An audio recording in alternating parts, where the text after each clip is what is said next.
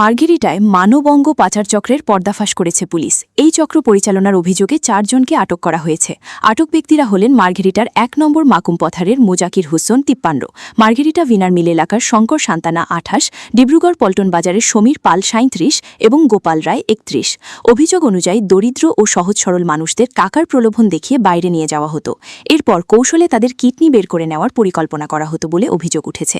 গতকালও মার্ঘেরিটার এক ব্যক্তিকে প্রলোভন দেখিয়ে ডিব্রুগড়ে নিয়ে গিয়ে কিডনি বের করার চেষ্টা চালানো হলে বিষয়টি প্রকাশ্যে আসে।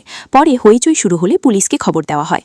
এরপর ভুক্তভোগীর অভিযোগের ভিত্তিতে পুলিশ অভিযুক্ত ৪ জনকে আটক করে এবং জেল হাজতে পাঠানোর ব্যবস্থা করে।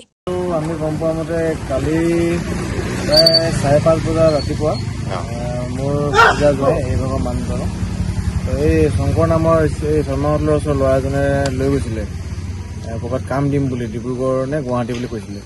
তো নি তেওঁক জবৰদস্তিকৈ মানে মানুহ কেইজনমানক লগ কৰাই কিনি কৈছে যে এনেকৈ কিডনি মানে বিক্ৰী কৰিম বুলি, জবৰদস্তি কৰি তেওঁক টানা আজোৰা কৰিছিলে বোলে।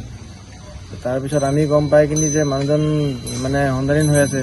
এই আহি কিনি থানাত আহি কিনি এনেকৈ কমপ্লেইন কৰিলে, মোক খুব মাতিলে, মই আহিলোঁ। এজাৰ এখন যেতিয়া দিলোঁ তেতিয়া মানে ফোন কৰিছিলোঁ জোৱাইলে, তেওঁৰ ফোনটো নালাগিলে। তাৰপিছত আপোনাৰ এই ল'ৰাটোৰ পৰা শংকৰৰ নাম্বাৰটো বিচাৰিলোঁ, বিচাৰি কিনি তাক ফোন কৰিলোঁ। সি মোক মানে গাড়ী গ্লাছ দিয়ে, দি মেলি মোক কয় যে সি নাই, সি ৰাতিপুৱাই মোৰ লগত আহিছিলে, তিনিচুকীয়াৰ পৰা সি ক'বলৈ গুচি গ'ল, মই তিনিচুকীয়াত থাকি গ'লোঁ বুলি ক'লে। তো এনেকৈ কৰি আমি তেওঁৰ নাম্বাৰ সৈতে মানে ইয়াত থানাত এজাহাৰ দিলোঁ। তাৰপৰা থানাই আজি তেওঁলোকক ধৰি আনিবলৈ সক্ষম হৈছে। ক'ৰ পৰা ধৰিলে? ডিব্ৰুগড়ৰ পৰা বুলি কোৱা শুনিছোঁ।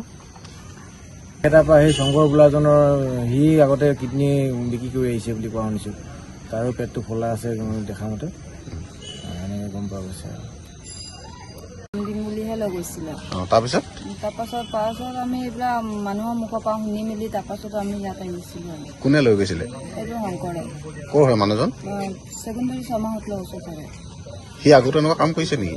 কৰিছে বুলি শুনিছোঁ, এতিয়া কৈছোঁ কামত যাওঁ বুলিহে কৈছিলে। তাৰপিছত কামত যাওঁ বুলিহে কৈছিলে আৰু তেতিয়া এনেকৈ নাই। কেনেকৈ গম পালে কথাটো?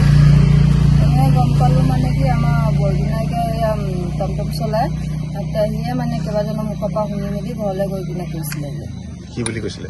মানে কি যাৰ লগত গৈছে সিহঁতি কিবা বেয়া কামলৈ গৈছে বুলি, তাক লৈ কিনে গৈছে মিছা কথা কৈ কিনে। কেইজন মানুহ ধৰিলে এতিয়া গম পায়? এতিয়া 5জন মানুহ ধৰিছে।